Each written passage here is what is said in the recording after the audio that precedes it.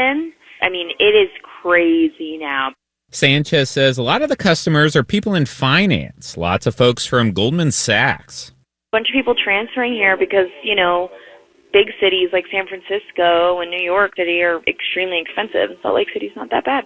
A cheaper cost of living, beautiful scenery, and a booming economy helped the greater Salt Lake area grow by 51,000 people last year. Those new arrivals aren't commuting downtown to work. Office occupancy is still down by about 40%. Dee Brewer at the Salt Lake City Downtown Alliance says more people are coming downtown for fun. Our nighttime and social economy is really growing.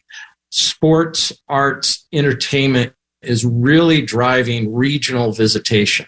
Salt Lake City is also luring more young people to live downtown. New condos and office-to-apartment conversions are forecast to double the downtown population in 2 years. Tracy Haddon-Lowe with the Brookings Institution says other cities should look to more housing as a tonic for empty downtown offices. Live, work downtowns where you can just walk to your job. These places are seeing higher levels of office utilization as well. McKay Sanchez says she just signed a new lease on a downtown apartment, just a 5-minute walk from the bakery. I'm Matt Levin for Marketplace.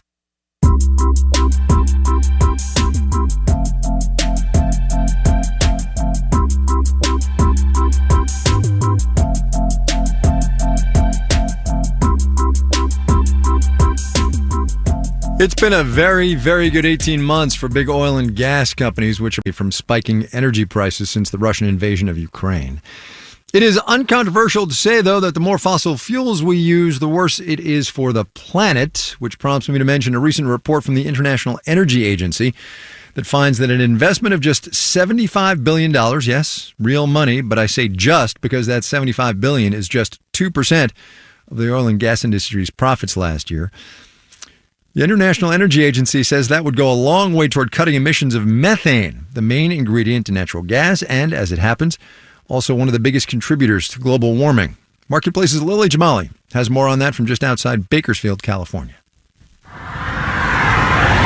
On a stretch of highway surrounded by a patchwork of cornfields and oil rigs, Cesar Aguirre from the Central California Environmental Justice Network fires up a very expensive and very loud infrared camera. He aims it at the rusting metal columns and pipes of a refinery that's operated here for the last 9 decades.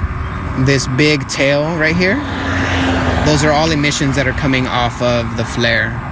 A stream of hydrocarbons visible in the camera's viewfinder can be hard to see with the naked eye.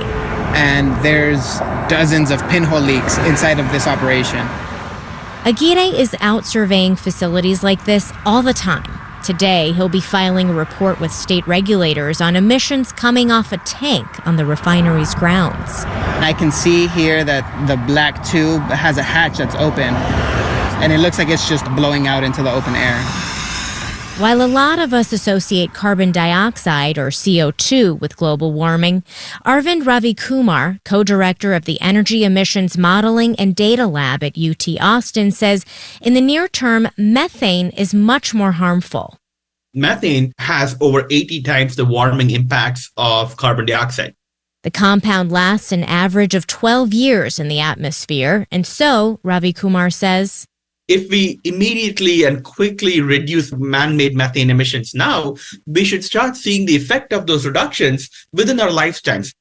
A cadre of governments, scientists, tech startups, and even the oil and gas industry itself all say they're working on it. Aaron Padilla is vice president of corporate policy at the American Petroleum Institute, a trade group. We are a major source of methane emissions in the United States and globally, alongside agriculture and other natural sources. And so we know that we need to do our part to reduce methane emissions. And it's made that a priority, Padilla says. He believes they've had some success. When you can prevent methane from leaking or being emitted, then there's more natural gas that you can sell and that consumers can use as energy.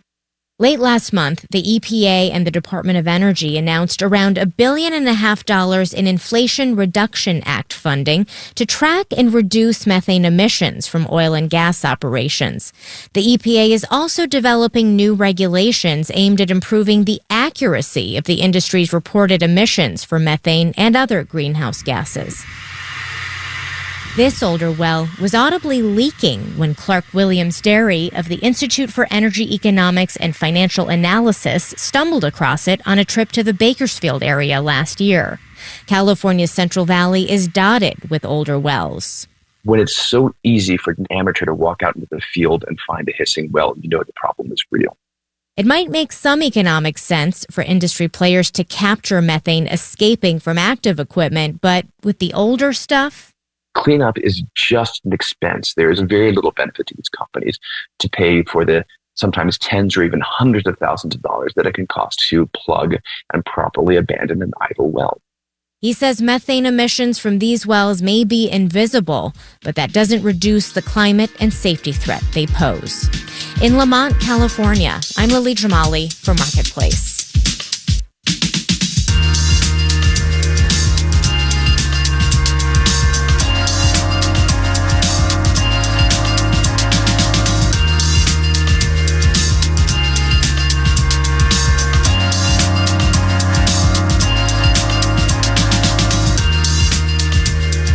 This final note on the way out today, this one is for those of you who've gotten one of those car warranty robocalls on your cell phones. I do. I see you all nodding out there. I see you. Anyway, today the FCC announced a $300 million fine, its biggest ever, against two men who, under a variety of corporate aliases, made 5 billion robocalls to more than 500 million phone numbers in 3 months back in 2021.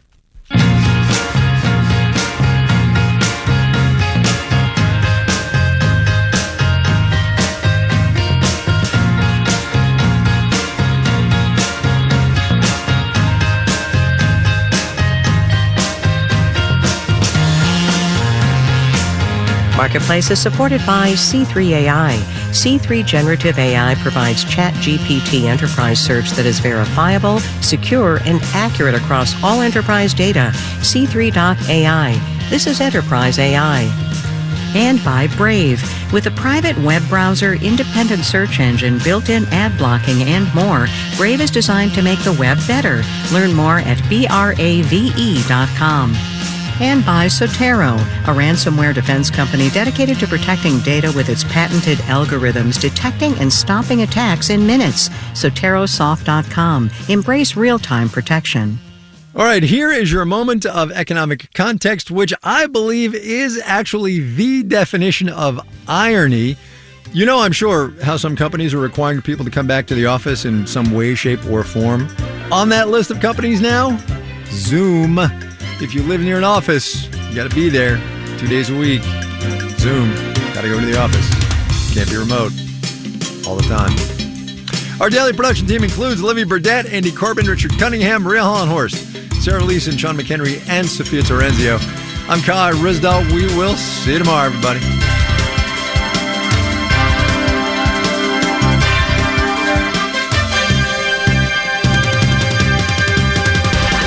This is APM.